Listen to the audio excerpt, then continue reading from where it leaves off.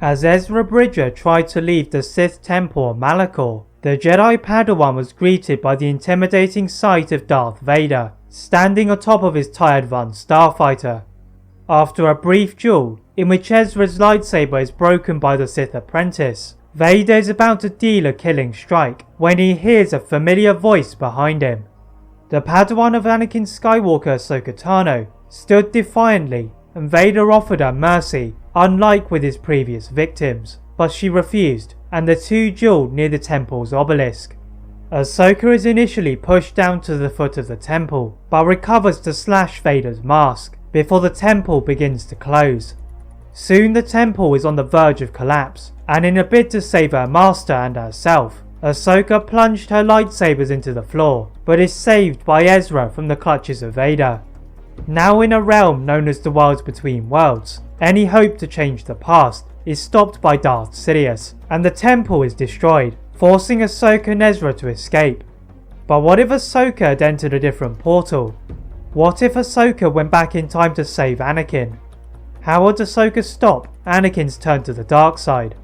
As you are going to discover, Ahsoka's knowledge of the past does not mean a certain path to success.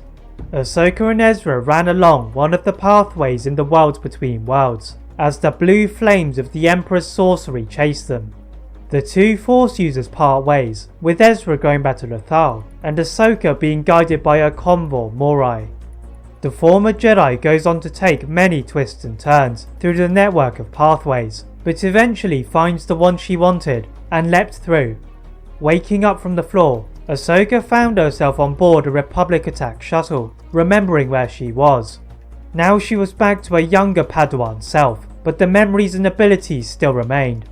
Walking to the front of the ship, the navigational computer beside the clone pilot was directed to the planet of Christophsis. Landing on the surface below, Ahsoka walked down the ramp and collapsed to the ground as she saw Anakin Skywalker and Obi-Wan Kenobi. Ahsoka later got up, then saw the hologram of Master Yoda, and remembered what she had meant to tell the Jedi.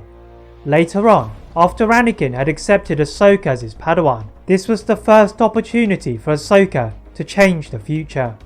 As she ensured the safety of Jabba the Hutt's son Rota, Ahsoka and Anakin went back to their ship near the Dune Sea, when Ahsoka sensed something she had not felt when she was a Padawan.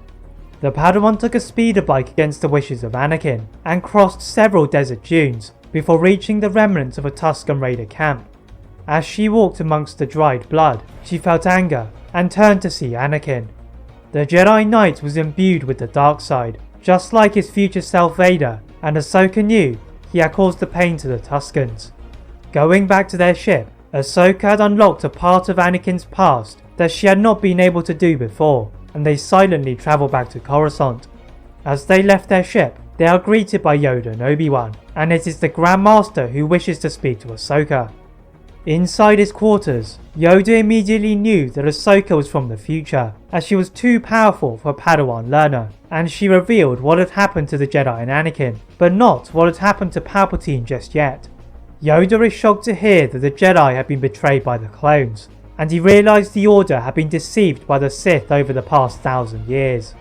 Nonetheless, the Force had provided Ahsoka with another chance, and Yoda would ensure she would not let it go to waste. The Grand Master and the Padawan part ways for now, and Yoda goes to the Jedi Council Tower. The Council share the view of Yoda that they had recently felt a disturbance in the Force, and Yoda uses this to justify the replacement of the attachment rule. The Jedi Council are horrified at first, as this would sacrifice some of the honour that the Jedi had held, but in the hardships of war, Yoda decided it should change until the end of the war. The Grand Master relays the message to Ahsoka, who was conveniently on her way to Padme's apartment, and one of Anakin's many concerns about the Jedi had been stopped. In front of her, Ahsoka knocked on the door to the Senator's apartment, and bowed in respect, leaving Ahsoka amused. How could the Jedi have not sensed what was going on between Anakin and Senator Amidala? Entering the large area, Ahsoka passes on what Yoda had announced, and Anakin breathed a sigh of relief, as Ahsoka sensed a great wave of light from her master. Ahsoka boldly asked Anakin about what had happened on Tatooine, and Ahsoka was concerned that Anakin would fall back into the dark side, but it is Padme who intervenes. The Senator of Naboo reveals Anakin's life as a slave, and the death of his mother causing his burst of anger. Ahsoka cannot help but feel pity for what Anakin would become, but soon, her moment of happiness is ruined by a transmission to Anakin. It was from Chancellor Palpatine. That is it for part 1 of What If Ahsoka went back in time to save Anakin. If you'd like to see a part 2 soon, please like this video, turn on your notification bell, subscribe to this channel, and my other channel What If Films for more What Ifs. And as always, leave a comment on what if you'd all like to see next, and how I can improve my videos. Thank you very much for watching, and see you next time.